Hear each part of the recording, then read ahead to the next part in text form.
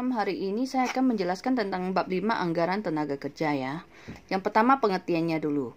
Nah, seperti hanya bahan baku, tenaga kerja yang bekerja di pabrik juga dikelompokkan menjadi tenaga kerja langsung dan tenaga kerja yang tidak langsung.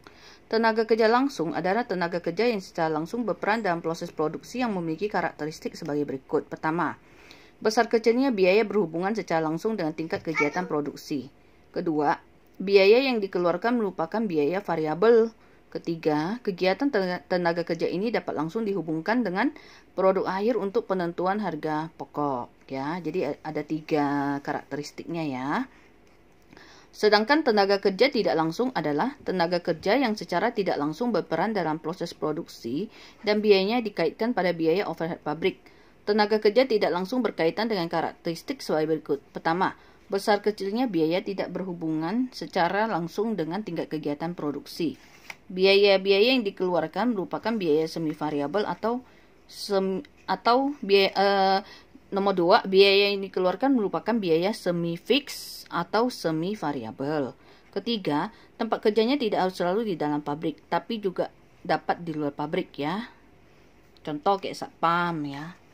Lalu, dengan demikian, dapat dikatakan bahwa anggaran tenaga kerja adalah anggaran yang merencanakan secara terperinci tentang upah yang akan dibayarkan kepada tenaga kerja langsung untuk periode yang akan datang. Anggaran tenaga kerja meliputi rencana tentang jumlah waktu yang diperlukan untuk menyelesaikan satu satuan produk, tarif upah, dan waktu atau kapan dikerjakannya. Hal-hal yang telah terperinci dalam anggaran tenaga kerja harus dikaitkan dengan jenis produk yang dihasilkan dan tempat atau departemen di mana tenaga kerja akan bekerja. Di samping itu, satuan yang digunakan untuk menghitung anggaran tenaga kerja harus ditentukan terlebih dahulu. Oke. Lanjut ya, faktor-faktor yang mempengaruhi anggaran tenaga kerja.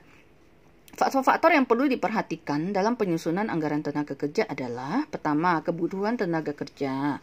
Kita harus memperkirakan dulu berapa sih jumlah tenaga kerja yang saya butuhkan ya untuk menjalankan proses produksi. Kedua, penarikan tenaga kerja. Penarikan itu maksudnya rekrut ya, perekrutan ya, mempekerjakan tenaga kerja. Latihan tenaga kerja ya. Nah, tenaga kerja yang sudah direkrut kamu latih ya sebelum benar-benar digunakan sebelum benar-benar dipekerjakan. Kamu latih dulu ya. Kemudian evaluasi atau spesifikasi pekerjaan bagi tenaga kerja. Biasanya kita akan evaluasi ya atau menilai bagaimana sih ini sudah saya latih gitu. Cocok atau enggak tenaga kerja ini.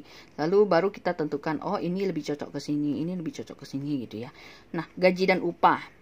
Nah, masalah besarnya gaji dan upah untuk tenaga kerja tersebut juga dipertimbangkan. Lalu pengawasan tenaga kerja ya. Pengawasan itu ya mengawasi hasil kerjanya dan sebagainya. Oke. Kita lihat penyusunan anggaran tenaga kerja. Penyusunan anggaran tenaga kerja secara teknis dapat dipisahkan ke dalam 2 bentuk. Pertama, anggaran jam kerja langsung. Anggaran jam kerja langsung merupakan bagian dari anggaran tenaga kerja yang secara terperinci akan memuat jenis barang yang dihasilkan, jumlah barang yang diproduksi, lalu